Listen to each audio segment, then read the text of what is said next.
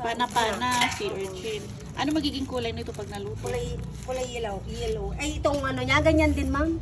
Uy, gumagalaw pa. Oo, kukuha lang.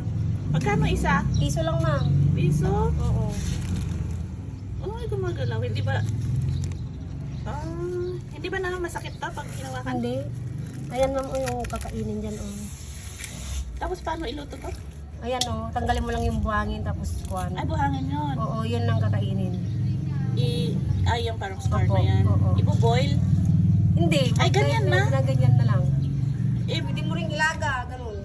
yung ano, parang may nakita ko yung buhusan ng mainit na tubig. Tama? Oo. Tapos pwede nang kainin? Mm-mm. Sige nga. Pakuha ako. Magkano ba itong pera ko? Masarap din to, ma'am. Parang ano to, yung haligi ng alimango. 50, 110. Kano, ma'am? 110 tong hawak ko.